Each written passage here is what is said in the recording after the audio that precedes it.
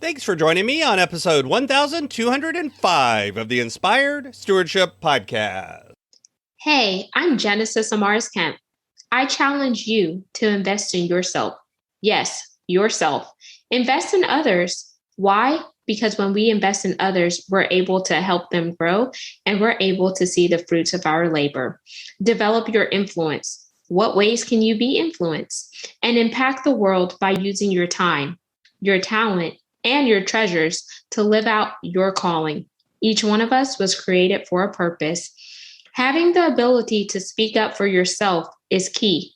And one way to be inspired to do that is to listen to this, the Inspired Stewardship Podcast with my friend, Scott Mader. By the way, if all you do is focus on the short term, you're going to be in trouble. And if all you do is focus on the long term, you're going to be in trouble. And I know people that sacrifice everything that they have today for the hope that they have something better in the future. This is sacrificing everything that you've got just so maybe in retirement you can travel. Welcome and thank you for joining us on the Inspired Stewardship Podcast. If you truly desire to become the person who God wants you to be, then you must learn to use your time, your talent, and your treasures for your true calling. In the Inspired Stewardship Podcast, you will learn to invest in yourself, invest in others, and develop your influence so that you can impact the world. In today's episode about investing in others through stewarding your treasures, I talk with you about how winning with money isn't just about income or outgo, but it's more about alignment. I share how you need to look at both short-term and long-term values and goals to win with your money. As we talk about stewarding your treasures, wouldn't it be great if you could support this podcast and do it without costing yourself an extra dime? Turns out you can. All you have to do is use inspiredstewardship.com/Amazon when you're ready to make a purchase via Amazon, and a small commission will come back to support the show. If you enjoy the show when you're ready to buy from Amazon, just use inspiredstewardship.com/Amazon. One of those conversations that comes up time after time is, what does it mean to win with money? Is it about spending less? Is it about making more? How do you manage to get your money straight? How do you manage to get your money in a position where you really feel like you're doing well, that you're getting what you need, that you're taking care of what you need to take care of? What is the mechanical way to do it? And the truth is that it's not a mechanical way. The truth is it's as much about emotion, much about feelings, and it's really about alignment. It's about looking at your money and figuring out, is it aligned with my values and my priorities? This is coming up in my mind in part because there's a lot of press right now about student loan forgiveness and is it the right thing to do? And I've heard people saying, maybe I should go ahead and my young person is about to go off to college. Maybe I should get a student loan for them because then it's going to be forgiven and I'll be getting free money. And the truth is, it's not about the mechanics of the finances. It's about your values and your priorities. Why should your plan change based on what's happening in the world? It's about your plan and your alignment. Is this living out what you want to live? It's not just a money decision. It's not just a finance decision. It's about both your short-term and your long-term values and goals.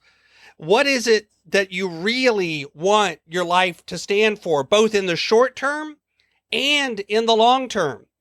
Yes, in the short term, maybe taking the student loan and getting it forgiven and using that money is good. But does it align to your long-term values and goals? Does it set you up for doing the right thing the next time a decision like this comes up? And by the way, I'm not saying taking a student loan is good or bad. I'm not saying that taking a student loan right now because there's the possibility that it's going to be forgiven is good or bad. In fact, it's not about the math part of it.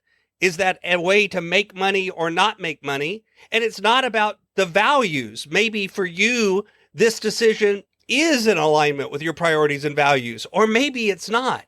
It's about examining those values carefully and then making your decisions and your choices through the lens of your priorities and values, not those set up by anyone outside of you, not by the larger world, not by what a particular political party says is good or bad, not by what others are looking out for, but instead what you feel is important, what you have identified as your why, your drive, your alignment, your purposes.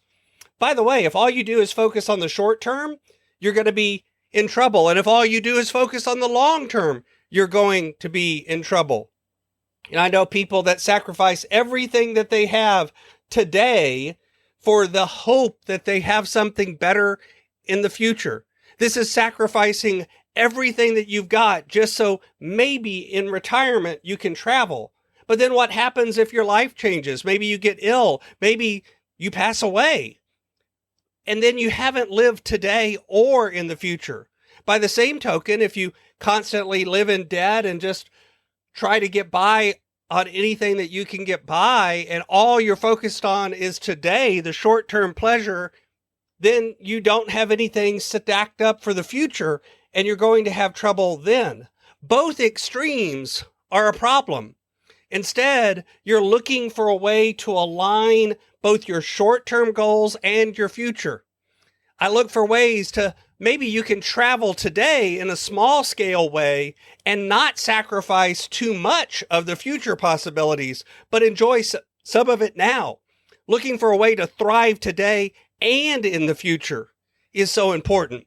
We don't have to accept either extreme. We can find ways to live out both our values today and our values in the future. Thanks for listening. Thanks so much for listening to the Inspired Stewardship podcast.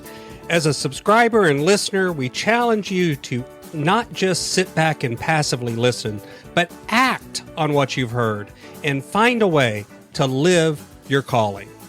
If you like this episode on the stewardship of treasures, you can sign up for our treasures tips by going to inspiredstewardship.com/treasures or text in the US 44222 treasures tips. And we'll send you 5 weeks of our best tips on stewarding your treasures. Until next time, invest your time, your talent, and your treasures. Develop your influence and impact the world.